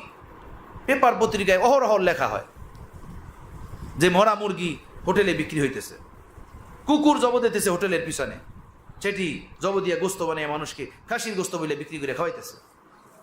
নাউজুবিল্লাহ মিন যালিক। ঢাকার এয়ারপোর্টের এখানে এক ব্যক্তি আছেন, একবার ওনারা বগুড়া টাঙ্গাইলের দিকে সফরে যাচ্ছিলেন, তো যমুনা সেতু পার হওয়ার আগে কিংবা পরে ওনাদের খানার অনেক চাহিদা হলো, এক হোটেলে বসলেন। এক হোটেলে বসার আগে হোটেলের মেসিয়ারকে জিজ্ঞেস করছে কি কি খাবার আছে। বলে হুজুর খাসি আছে, মুরগি আছে, মাছ আছে, এই আছে, ওই আছে। বলে ঠিক আছে, চলবে। খাইতে বসছেন, খেতে বসে অর্ডার দিছেন খাসির গোস্ত দাও, মুরগি দাও, মাছ দাও। এখন শুধু সবজি দিতেছে আর মাছ দিতেছে, মুরগিও দেয় না, খাসিও দেয় না। ওনরা টেবিলে বসে ডাক দিয়ে বলেন ভাই মুরগি দেন, খাসি দেন। মুরগিও দেয় না, মাছও দেয় না। পরে কাউন্টারে যিনি বসা ওখান থেকে নেমে আসছেন, নেমে এসে ওনার কাছে গিয়ে বলেন হুজুর আমরা হিন্দু মানুষ, এগুলো আমাদের হাতে জবাই করা, এই মুরগি, এই খাসি। তো আপনারা দিনদার মানুষ দেখতেছি, আলেম ওলামা মানুষ, আল্লাহওয়ালা মানুষ, আমি এই মেসিয়ার ছেলেদেরকে দিতে মানা করছি যে আমাদের এই জবাই করা মুরগি, খাসি এটা ওনাদেরকে দিও না, এরা আলেম মানুষ, এনাদেরকে এটা দিও না, সেজন্য আপনাকে দিচ্ছি না। 1-2 বছর আগের ঘটনা বোঝেন আপনি? এভাবে হোটেলে বসেই অর্ডার লাগাই দেন, মুরগি দেন, রোস্ট দেন, কোরমা দেন। এটি খাওয়ার পরে কি হবে? জুলমাতই জুলমাত হবে, অন্ধকারই অন্ধকার হবে। এভাবে উদাসীন হওয়া ঠিক না। খানা খাদ্যের পবিত্রতা দরকার। গোস্ত এগুলো ক্রয় করার ক্ষেত্রে হোটেল দোকানে এগুলো দিয়ে খানা খাদ্য খাওয়ার আগে অনেক বেশি চিন্তা ফিকিরের দরকার। আব্দুল মালিক সিদ্দিকী, উনি হযরত আবুল কাসেম পাঞ্জাবি ওনার বাসায় গেছেন বেড়াতে, খানা খাইতে বসছেন, খানার দিকে তাকাই বলেন, আবুল কাসেম, তুমি তোমার বাসায় শুয়োর পালা শুরু করছো কবে থেকে? হ্যাঁ মিয়া, উঠাও খানা নিয়ে যাও, খাবো না। তুমিও দেখি তোমার বাসায় শুয়োর পালা শুরু করছো। এই আবুল কাসেম যে মুরিদ আব্দুল মালিক সিদ্দিকী রহমতুল্লাহ আলাইহির, উনি দৌড় দিয়ে ওনার মায়ের কাছে গেছেন, বলল, মা, হজরত কি বলতেছেন? কি বলে হজরত? বলল, খানা উঠাও, খানা খাবো না, তোমার বাসায় কবে থেকে শুয়োর পালা শুরু করছো? কি মা, বিষয়টা কি? আল্লাহ রে, এই খানা তো আমাদের না, ওই যে আমাদের পাড়া প্রতিবেশী না, উনি আমাকে দীর্ঘদিন যাবত ধরাধরি করে, যেন আপনাদের বাসায় আব্দুল মালিক সিদ্দিকী উনি আসেন, ওনাকে আপনারা সর্বদা মেহমানদারি করা, একবেলা আমাকে একটু সুযোগ দিয়ে না, আমি খানা খাদ্য বাসা থেকে পাকে আনবো, আপনি এটা খাওয়াইলেন। এই খানা তো ওনার বাসার, তাই তো হজরত বলতেছেন এই কথা, ওনার খানায় কোনো ঝামেলা আছে, জলদি জলদি আপনি মা তুমি খানা বসাও। এরপরে ওনার আম্মা ডাল ডিম এই ভর্তা টর্তা বানাইয়া জলদি খানা দিছেন, আবার নিয়ে খানা পেশ করছেন, ডাল ডিম ডিম ভর্তা দিয়ে খানা খাইছেন, ওইটা উঠাই দিয়েছেন। খানা খাদ্যের পবিত্রতা এটা মানুষের জীবনের জহের ও বাতেন, অঙ্গ প্রত্যঙ্গ, প্রতিটা বস্তুর উপরে প্রভাব ফেলে, প্রতিটা বস্তুর উপরে আসর রাখে। এক গ্লাস ঠান্ডা পানি খায়, পুরোটা দেহ ঠান্ডা ঠান্ডা হয়ে যায়। এক গ্লাস গরম পানি পান করে, পুরোটা দেহের বিন্দু বিন্দু দিয়ে গরম একটা ভাব বের হয়। হয় কি হয় না? হালাল খানা যখন খায়, ওইটা ভিতরে গিয়ে এটা একটা নূর হয়ে যায়, মতি হয়ে যায়। হারাম যখন ভিতরে ঢোকে, এটা একটা অন্ধকারের বোম হয়ে যায়, অন্ধকার ছড়ায়, পরে গুনাহ পাপ অন্যায়ের দিকে মন মানসিকতা সরতে থাকে। তো একটা হলো খানা খাদ্যের পবিত্রতা, এটাও দরকার, এটাও ভাবা দরকার। জন্য বন্ধুগণ, বাজারি খানা, বাজারি খাবার এর থেকে বাইসা চলি, এর থেকে পরহেজ করি। যার তার বাড়ি থেকে খানা খাইতে বসে যাওয়া, এগুলো থেকে পরহেজ করি। আল্লাহ তাআলা আমাদেরকে হেফাজত ফরমান। তো পবিত্রতা একটা হলো দেহের পবিত্রতা, 1 নম্বর। 2 নম্বর হলো কাপড়ের পবিত্রতা। 3 নম্বর অঙ্গ প্রত্যঙ্গের পবিত্রতা, বাহ্যিক দেহের অঙ্গ প্রত্যঙ্গের পবিত্রতা। 4 নম্বর হলো মাথার ব্রেনের পবিত্রতা, জেহেন ফিকির চিন্তা, এটাও পাক সাফ থাকে, এটাও নুরানি থাকে, এর ভিতরে গান্দা বস্তু না থাকে। 5 নম্বর দিলের পবিত্রতা, দিল পাক থাকে, অন্তরাত্মা পাক থাকে। 6 নম্বর খানা খাদ্যের পবিত্রতা।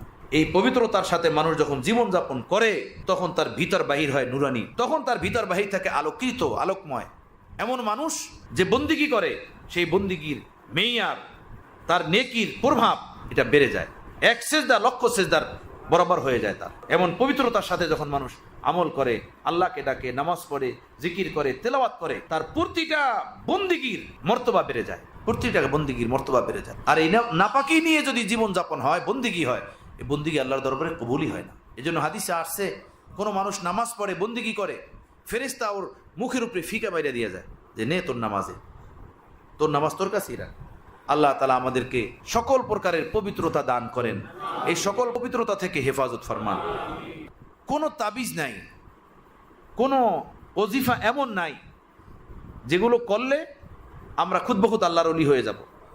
এর জন্য একটাই আমল, হিম্মত করা যে আমি আল্লাহর পথে চলবো, পাপের পথ ছাড়বো, গুনাহের পথ ছাড়বো, আল্লাহর হুকুম মতো জীবনযাপন করব। যা কিছু হোক, সারা জাহা খিলাফ হো পরওয়া না চাহিয়ে, পেশে নজর তো মর্জিয়ে জানা না চাহিয়ে। সারা দুনিয়া আমার বিরুদ্ধে চলে যাক, যাক, কোনো পরোয়া নাই, কে রাজি কে খুশি আমার দেখার বিষয় না। আরে তুমি কয়জনকে রাজি খুশি করে চলবা এই দুনিয়াতে? মাকে রাজি করবা বাপ নারাজ, বাপকে রাজি করবা বউ নারাজ, বউকে রাজি করবা তো পোলা নারাজ, পোলাকে রাজি করবা তো জামাই নারাজ, জামাইকে রাজি করবা তো চাচা নারাজ। হায় রে দুনিয়া, এত নারাজিগি আর রাজিগি নিয়ে দুনিয়াতে কেমনে চলা যাবে? ইনশাআল্লাহ তাআলা মাওলা যখন রাজি হয়ে যাবে, দুনিয়ার সব মাখলুকও রাজি হয়ে যাবে। এটা পরীক্ষিত, পরীক্ষিত। যারা আল্লাহকে রাজি করতে পারছেন, তাদের উপরে তাদের মা বাবাও রাজি, তাদের বউ মাইয়া পোলাও রাজি, তাদের বন্ধু বান্ধবও রাজি, তাদের বংশের লোকেরাও রাজি। যারা মাওলাকে খুশি করতে পারে নাই, তার বিবিও তার উপরে রাজি না, তার সন্তানও তার উপরে খুশি না, তার মা বাবাও তার উপরে সন্তুষ্ট না। আমি চোখে আঙ্গুল দিয়ে দিয়ে এগুলো সমাজে দেখাতে পারবো। যে আল্লাহকে পায় নাই, সে কিছু পায় নাই।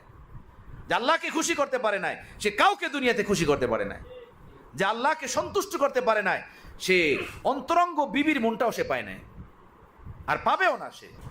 কথা বুঝতেছেন? হ্যাঁ, এজন্য সারা জাহা খিলাফ হো পরওয়া না চাহিয়ে, পেশে নজর তো মর্জিয়ে জানা না চাহিয়ে। সারা দুনিয়া আমার বিরুদ্ধে যাক, আমার কিছু আসে যায় না। আমি আমার কর্মে কর্মে, কদমে কদমে, পায়ে পায়ে, প্রতিটা ক্ষেত্রে আমি আমার মাওলাকে রাজি খুশি করে চলবো। बस जो उनकी खुशी है वो मेरी भी खुशी है, যা দিল তুঝে ছোড়া যেদার ও হে ওদার হাম হে। যা আমার মাওলার খুশি সেইটাই আমার খুশি। হে দিন, তোর কথা মানবো না, যেটা আমার মাওলার কথা, আমার নবীর কথা, আমি সেইটাই মানবো, সেই মতেই জীবনযাপন করব। আল্লাহ আমাকে আপনাকে আমাদের সকলকে তৌফিক দেন, কবুল ফরমান। ওয়া আখিরু দাওয়ানা আলহামদুলিল্লাহি রাব্বিল আলামিন।